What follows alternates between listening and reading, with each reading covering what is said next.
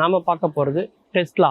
Tesla அப்படின்னோடனே எல்லாருக்குமே தெரிஞ்சிருக்கும் இல்லையா? இன்றைக்கி அது பிரபலமான ஒரு நிறுவனம். அமெரிக்காவில் உள்ள ஒரு பெரிய தொழிலதிபர் தன்னுடைய வாகன உற்பத்திக்கு அவர் வைத்திருக்கிற பெயர் தான் டெஸ்லா.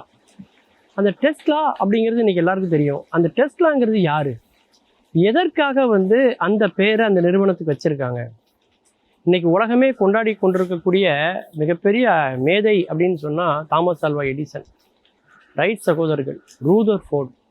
இந்த வரிசையில் வைத்து கொண்டாடப்பட வேண்டிய மிக முக்கியமான மனிதர் பேர் தான் டெஸ்லா.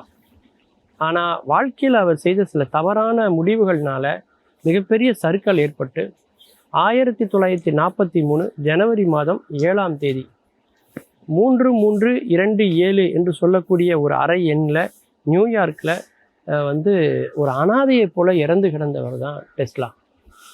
கிட்டத்தட்ட 10 ஆண்டு காலம் ஒரு தனிமையிலே வாழ்ந்தார் அப்படின்னு சொல்லலாம். மிகப்பெரிய அறிவாளியானவர் டெஸ்லா. அவருடைய அறிவு எப்படின்னா, அவர் பிறக்கும் போதே பார்த்தீங்கன்னா மிகப்பெரிய மழை, இடி, புயல்லாம் இருந்திருக்கு. அவர் பிரசவம் பார்த்த செவிலித்தா என்ன சொல்லியிருக்காங்க, இவள் இருளின் குழந்தை அப்படின்ட்டு இருக்காங்க. ஆனால் பெத்த தாய் என்ன தெரியுமா சொல்லியிருக்காங்க, இவன் இருளின் குழந்தை அல்ல, இவன் ஒளியின் குழந்தை அப்படின்னு அவங்க சொல்லியிருக்காங்க. அவர் வாழ்க்கை ஆரம்பத்துலேருந்தே பெரிய போராட்டமாகவே இருந்திருக்கு.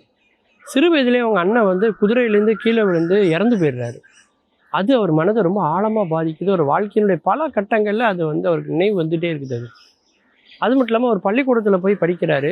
மற்ற மாணவர்களோட அவர் மிகப்பெரிய அறிவாளியாக இருக்கார். மிக கடினமாக உழைக்கிறார். அவருடைய அறிவு ஆற்றல் ரொம்ப எல்லாரையுமே மெய்சிலுக்க வைக்குது.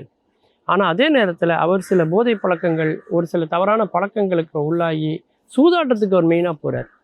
அதனால் அவருடைய பெயர் கெட்டு போய், அவர் குடும்பத்தினுடைய பெயர் கெட்டு போய், அவர் மேலே உள்ள நம்பிக்கையெல்லாம் போய் பல பிரச்சனைக்கு உண்டாகி அவர் தனிமையில் வந்துடுறார். வீட்டை வந்துட்டு ஒரு வேலை தேடி போகிறார். அப்போது ஒரு எலக்ட்ரிஷியனாக வேலை செய்கிறார் எலக்ட்ரிக்கல் கம்பெனியில்.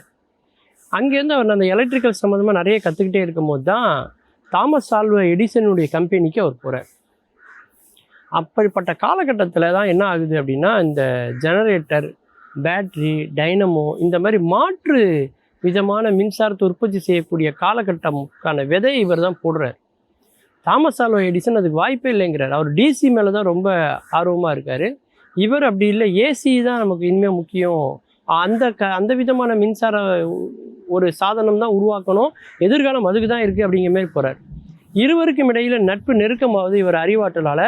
ஆனால் அது ரொம்ப நாள் நிலைக்காமல் பாதியிலே விட்டும் போயிடுது. அப்போது எடிசன் என்ன பண்ணுறாருன்னா, இவருக்கு எதிராக பல செயல்களை செய்ய ஆரம்பிக்கிறார். அப்போ தான் மார்க்கோனி அந்த வானொலியை கண்டுபிடிக்கிறாரு.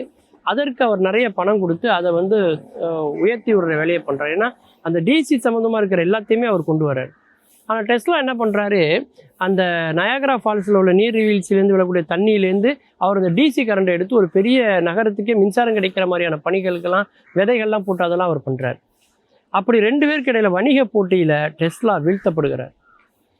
டெஸ்லா வீழ்த்தப்பட்ட பிறகு அவர் அது ஒரு பெரிய நஷ்டஈடாக அவருக்கு உண்டான ராயல்ட்டியை கொடுக்க வேண்டிய ஒரு சூழல் அவருக்கு ஏற்படுது. இன்றைய தேதியில் பார்த்தீங்கன்னா அது பல மில்லியன் அமெரிக்க டாலர்கள் பெறும் அப்படின்னு சொல்லலாம், அந்த அளவுக்கு. ஆனால் அப்போது தாமஸ் ஆல்வா எடிசன் என்ன பண்ணுறாருன்னா, இதற்கெல்லாம் எதிர்காலம் இல்லை என்பதை போல ஒரு கட்டமைப்பை அவர் உருவாக்குறார். ஆனால் அப்படி இல்லை, உலகம் மாறிக்கிட்டு இருக்கு, இனிமேல் அதற்கு தான் காலம் அப்படிங்கிறது தாமஸ் ஆல்வா எடிசன் காலத்திலிருந்தே அது மாறிக்கொண்டே இருப்பதை தாமஸ் ஆல்வா எடிசன் உணர்றார்.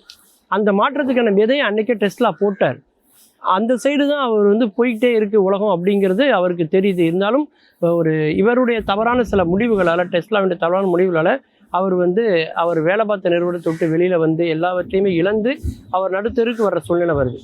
ஒரு ஏழ்மையான குடும்பத்தில் பிறந்து மிகப்பெரிய கோடீஸ்வர செல்வந்தராக மாறி மீண்டும் 86வது வயதில் மறுபடியும் ஏழ்மை நிலையை அடைந்து ஒரு வாழ்க்கையை முடிக்கிறவர் தான் டெஸ்லா. இருந்தாலும் அவருடைய அறிவை உலகத்துக்கு கொண்டு போகணும் அப்படிங்கிறதுக்காக தன்னுடைய நிறுவனத்துக்கு அந்த பெயரை வைத்து எலான் மஸ்க் அதை ஒரு மகுடம் சூட்டி இருக்கிறார் அப்படின்னு சொல்லலாம். மீண்டும் பல புதிய தகவல்களோடு, அதில் அறியப்படாத பக்கங்களோடு உங்களை சந்திக்கிறேன். நன்றி, வணக்கம்.